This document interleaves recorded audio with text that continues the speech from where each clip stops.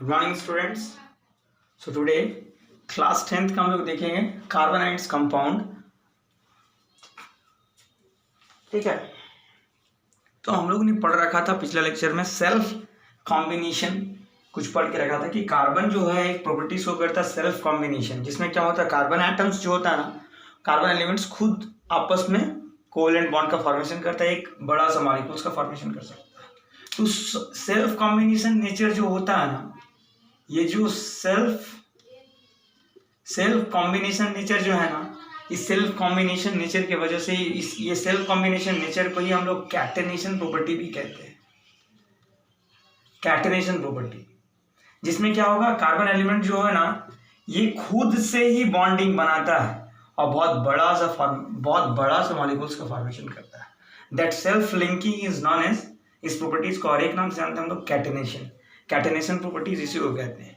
जो कोई भी एलिमेंट खुद के ही एलिमेंट्स के साथ कोवेलेंट बॉन्डिंग बना के सेल्फ लिंकिंग फॉर्मेशन करता है, that self combination is known as catenation. याद रखिएगा, ठीक है ना,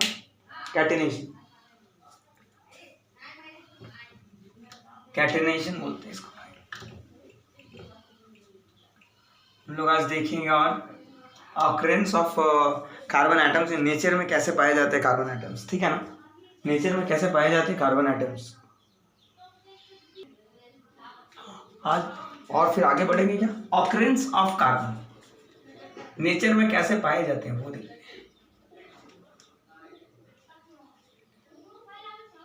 ऑकरेंस ऑफ कार्बन,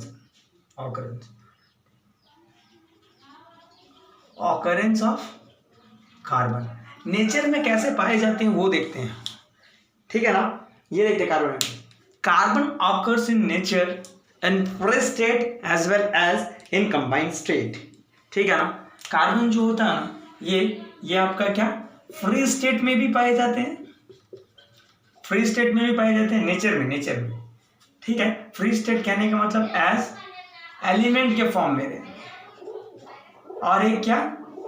और एक आपका कंबाइंड स्टेट में भी पाए जाते हैं। फ्री स्टेट में पाए जाएंगे as well as combined state में भी पाए जाएंगे।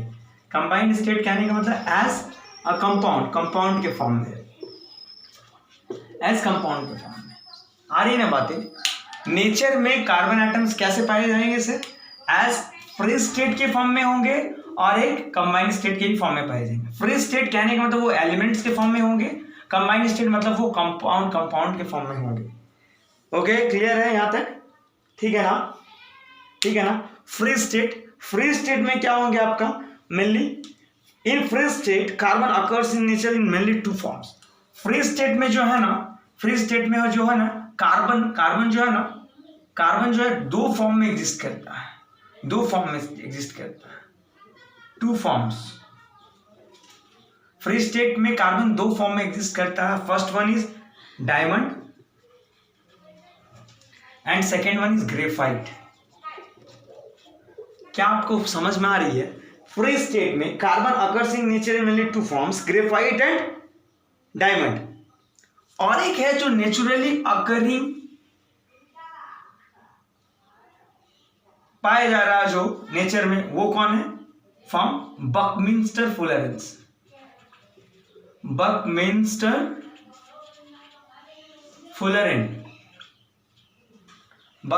फुलरेन, याद रखिएगा। फ्री स्टेट में मेनली कार्बन का दो फॉर्म एग्जिस्ट करता है, एक डायमंड और एक ग्रेफाइट, और एक नेचुरली ऑकरिंग सब्सटेंस पाया गया है कार्बन का ही एलोट्रोपिक, जिसको हम लोग कहेंगे कार्बन का ही एक फॉर्म है तुम्हारा। ये क्या है, ये आपका बकमिंस्टर फुलरेन, ठीक है ना, बकमिंस्टर फुलरेन। चलो, इन कंबाइंड स्टेट में क्या है सर, कंबाइंड स्टेट में आपका कार्बन जो होता है ना, ये कंपाउंड के फॉर्म में होते हैं। कंबाइंड स्टेट में कंपाउंड के फॉर्म में होंगे, क्या क्या हो सकते हैं, carbon dioxide gas, carbon dioxide gas हो गया, और आपका क्या बहुत सारा फॉर्म में होते हैं कंपाउंड के फॉर्म में। कार्बन डाइऑक्साइड गैस हो गया आपका, कार्बोनेट्स हो गए। कार्बोनेट्स में क्या क्या हो जाएगा सर, कार्बोनेट्स में क्या क्या हो जाएगा, लाइम हो जाएगा, कार्बोनेट्स में क्या हो जाएगा, लाइमस्टोन हो जाएगा, मार्बल हो जाएगा, क्या हो जाएगा सर, लाइमस्टोन के रूप में पाए जाएंगे, मार्बल्स के रूप में पाए जाएंगे, एंड चॉक, कैलो एक्सेट्रा। और आपका क्या, कार्बोहाइड्रेट्स के फॉर्म में पाए जाएंगे, ऑर्गेनिक कंपाउंड जिसको कहेंगे हम लोग। और क्या, फॉसिल फ्यूल्स के भी फॉर्म में पाए जाएंगे। ये कंबाइंड फॉर्म है। फॉसिल फ्यूल्स के भी फॉर्म में पाए जाएंगे, कार्बोहाइड्रेट्स के भी फॉर्म में पाए जाएंगे, ठीक है ना। फॉसिल फ्यूल्स कहने का मतलब कोल, petroleum, okay.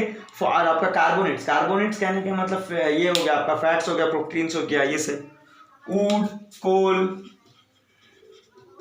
Would coal etcetera.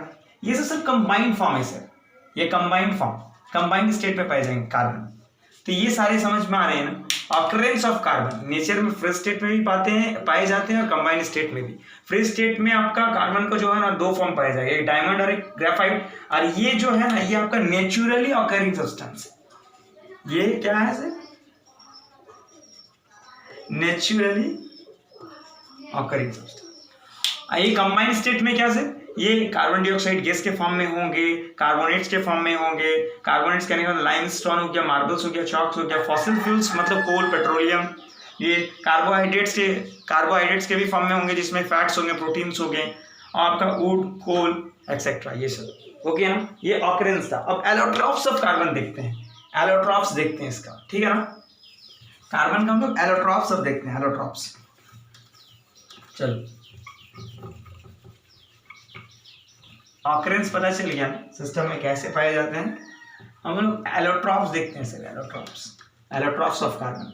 Allotropes होता क्या है, the various physical form which are found in nature is known as allotropes, ठीक है ना। जो तरह तरह के आपका फिजिकल फॉर्म जो पाया जाता है कोई भी एलिमेंट्स का, उसी को तो हम लोग कहते हैं एलोट्रॉप्स के नाम से जानते हैं। एलोट्रॉप्स ऑफ कार्बन, ये देखते हैं हम लोग allotropes of carbon.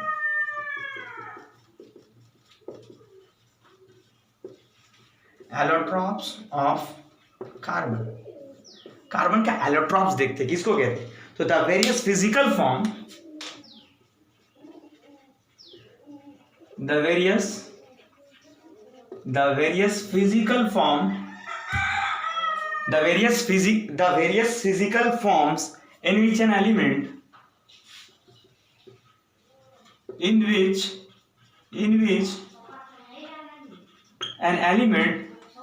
the various physical forms in which an element can exist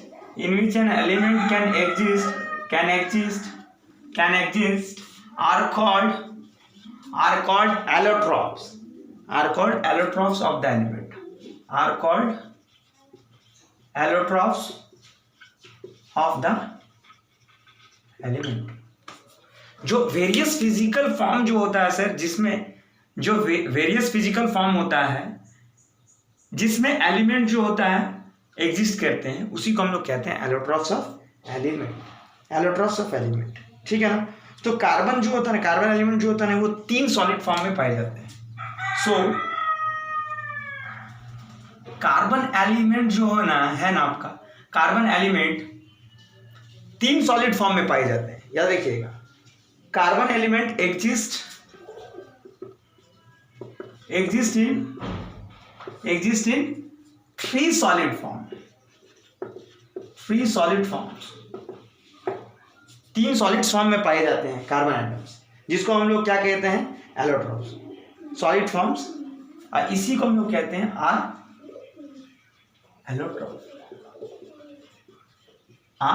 allotropes, इसी को कहेंगे हम लोग। और वो 3 एलोट्रॉप्स हैं कौन कौन, डायमंड, ग्रेफाइट, बकमिंस्टर, फुलरेन। वो 3 फॉर्म है क्या sir, diamond, graphite, and third one is Buckminster फुलरेंस,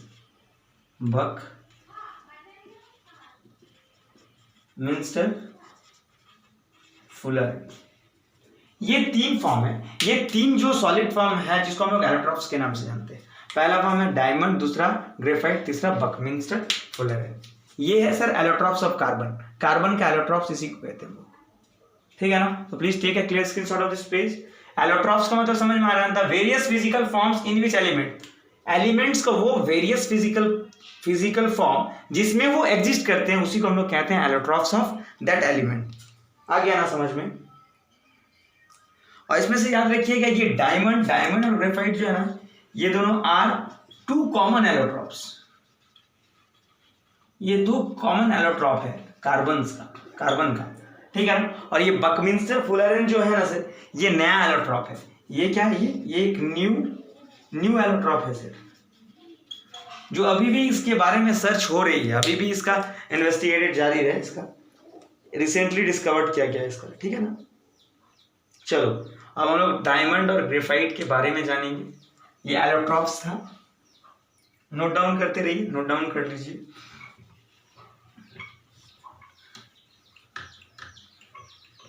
allotrope आ गया समझ में, चलो बहुत बढ़िया।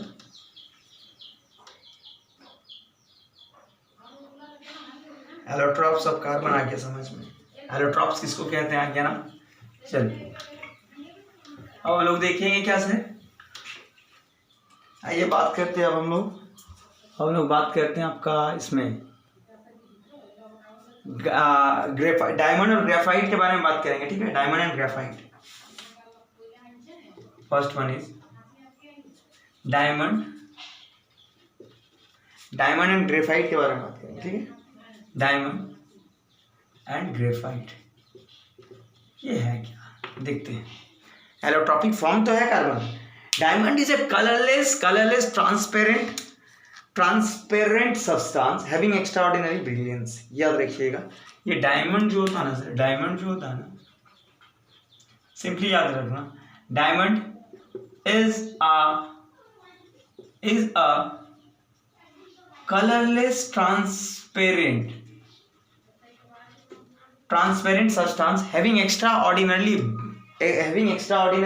brilliance. Is a colorless transparent substance having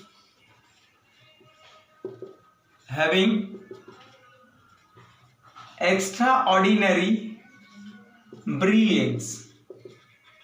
brilliance मतलब चमक, ठीक है ना। डायमंड क्या है, एक कलरलेस ट्रांसपेरेंट सब्सटेंस है जिसका एक्स्ट्राऑर्डिनरी, एक अलग से ब्रिलियंस होती है, चमक जिसको कहते हैं, ठीक है ना। और हम लोग डायमंड के बारे में क्या जानेंगे, ये बहुत हैवी होते हैं, एक्स्ट्राऑर्डिनरी हार्ड होते हैं, हार्डेस्ट सब्सटेंस होता है। और भी रख लीजिएगा, ये क्या होता है, हेवी सब्सटेंस होता है, ये नेचर में हार्ड होते हैं, नॉन कंडक्टर होते हैं। ये सब बातें याद रखिएगा, क्योंकि इसमें फ्री इलेक्ट्रॉन्स नहीं होते हैं, क्योंकि due to the absence of free electron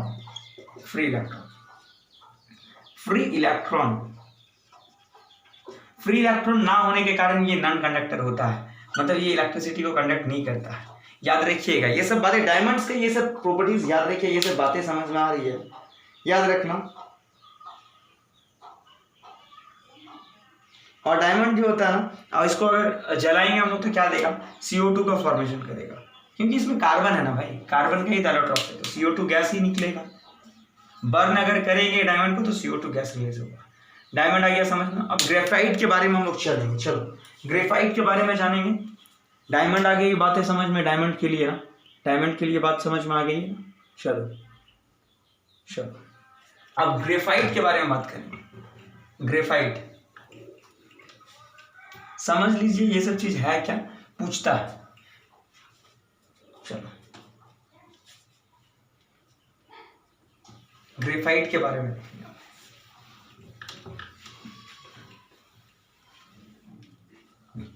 graphite है क्या, graphite is a greyish black opaque substance. Graphite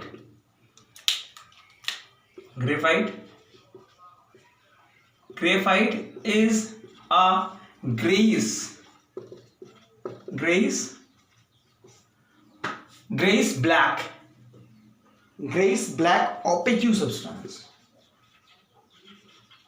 opaque substance, ठीक है। ग्रेइश ब्लैक कलर का होता है एक सब्सटेंस, इसको ग्रेफाइट कहते हैं इसे। ग्रेफाइट जो होता है ना ये लाइटर देन डायमंड होता है। ये जो ग्रेफाइट होता है ना ये लाइटर देन, हल्का होता है डायमंड से। ये क्या होता है sir? Lighter than diamond, diamond से हल्का होता है। और हम लोग देखेंगे क्या इसमें और क्या पाए जाते हैं sir? Graphite is soft and slippery. ये कैसे होता है? डायमंड तो हार्ड होता है, ये सॉफ्ट एंड स्लिपरी होते हैं, सॉफ्ट एंड स्लिपरी होते हैं, ठीक है, नेचर में, ठीक है ना। और क्या, डायमंड तो कंडक्ट इलेक्ट्रिसिटी नहीं करता है क्योंकि उसमें फ्री इलेक्ट्रॉन नहीं होता है। ये क्या करता है? ये कंडक्ट करता है, कंडक्टर कह लो, कंडक्टर कह लो। जो कंडक्ट इलेक्ट्रिसिटी को करता है उसी को तो कंडक्टर कहते हैं। क्यों? Due to the presence of free electron के मौजूद होने के कारण ये इलेक्ट्रिसिटी को कंडक्ट करता है। याद रखिए, इसको भी अगर बर्न करेंगे ना हम लोग तो CO2 gas will release. Carbon, allotrope से कार्बन का तो कार्बन मौजूद है ना, जिसमें कार्बन मौजूद होंगे ना सर तो उसको जलाओगे ना तो CO2 निकलेगा ही। तो ग्रेफाइट भी आ गया समझ में, ग्रेफाइट भी आपको समझ में आ गया ना। चलो बहुत बढ़िया।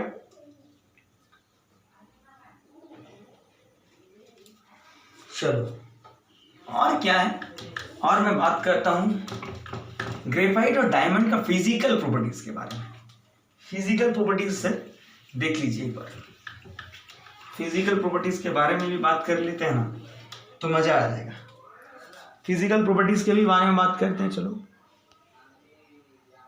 हाँ, चलो फिजिकल प्रॉपर्टी देखो। The two common allotropes of carbon को दो कॉमन एलोट्रॉप्स जो है डायमंड और ग्रेफाइट जो है ना, ग्रेफाइट और डायमंड जो है ना sir have entirely different physical properties. इन दोनों का अगर फिजिकल प्रॉपर्टीज का बात किया जाए ना, फिजिकल प्रॉपर्टीज का बात किया जाए तो दोनों का क्या होता है पता है? डिफरेंट फिजिकल प्रॉपर्टीज डिफरेंट है। कैसे देख लो, उसका स्ट्रक्चर के कारण, इसका डिफरेंट फिजिकल प्रॉपर्टीज किसके कारण है पता है? Due to their atomic arrangement. ये जो आपका फिजिकल प्रॉपर्टीज में डिफरेंस जो है ना किसके कारण? उसके एटॉमिक अरेंजमेंट के कारण। एटॉमिक अरेंजमेंट डिफरेंट होने के कारण डिफरेंट फिजिकल प्रॉपर्टीज है इसके पास। The difference in the physical properties of diamond and graphite arises because of the different arrangement of carbon atoms in it. समझा? क्यों? देख लो, डायमंड का स्ट्रक्चर ऐसे होता है। स्ट्रक्चर ऑफ डायमंड को इसका सिंबल भी C है, कार्बन ही इसमें मेजर कंपोनेंट होता है। अब हम लोग देखेंगे यहाँ पर स्ट्रक्चर ऑफ ग्रेफाइट, इसका भी C होता है, सिंबल कार्बन, ठीक है ना। क्यों डिफरेंट फिजिकल प्रॉपर्टीज होता है? एटॉमिक अरेंजमेंट के कारण। तो देख लो,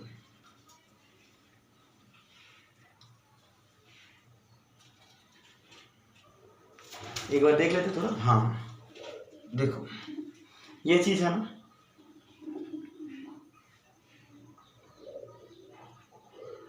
देखो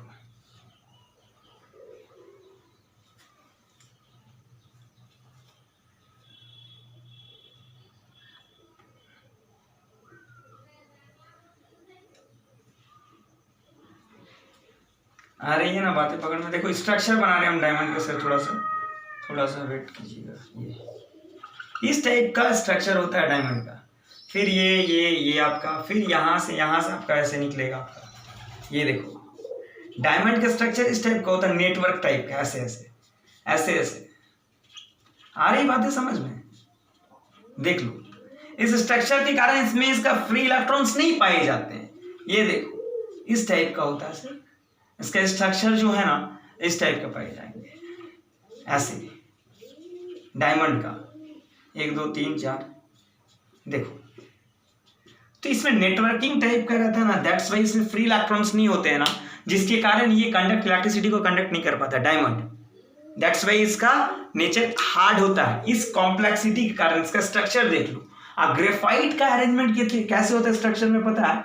इस टाइप का। देख लो, देख लीजिए सर, ये देखो फ्लैट टाइप का रहता है ना, जिसके कारण इसका आसानी से इसमें फ्री इलेक्ट्रॉन्स होते हैं इसमें आसानी से। देखो ये देखो, ये ग्रेफाइट का है, ये आपका ग्रेफाइट का स्ट्रक्चर है सर, ग्रेफाइट के स्ट्रक्चर, ग्रेफाइट के स्ट्रक्चर है, देख लो इसमें आसानी से आपका ये फ्लैट स्ट्रक्चर कहलाता है ये, और ये सब सारा जो है ना ये सब वीक बॉन्ड है, वीक बॉन्ड, जिसके कारण ये क्या, इसमें फ्री इलेक्ट्रॉन्स होने के कारण सर ये कंडक्ट इलेक्ट्रिसिटी को कंडक्ट कर सकता है, और इसका ये जो स्ट्रक्चर है ना जो इसको सॉफ्ट बनाता, और दोनों का एटॉमिक अरेंजमेंट जो है, दोनों के स्ट्रक्चर डिफरेंट है ना सर, ये डिफरेंट एटॉमिक अरेंजमेंट होने के कारण, डिफरेंट स्ट्रक्चर होने के कारण इसका फिजिकल प्रॉपर्टीज भी डिफरेंट होता है, याद रखिएगा, दोनों का डिफरेंट स्ट्रक्चर होने के कारण ही इसका फिजिकल प्रॉपर्टीज में भी डिफरेंस होता है। क्या आपको बातें पकड़ में आ रही है ना, समझ में आ गया से? चलो बहुत बढ़िया, चलो बहुत अच्छा, आ गई ना बातें पकड़ में, बहुत अच्छा।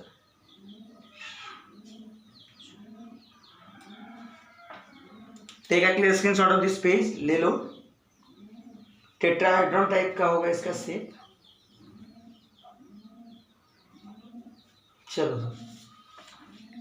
हाँ, तो आज इतना ही रहने देते, उसके बाद यूजेस देखेंगे, आगे बढ़ेंगे, ठीक है। वीडियो को शेयर करते रहे, लाइक करते रहे, शेयर करते रहे, और कहीं भी डाउट हो तो कमेंट सेक्शन में कमेंट जरूर करना, वीडियो को सब्सक्राइब करना ना भूले सर। Thank you.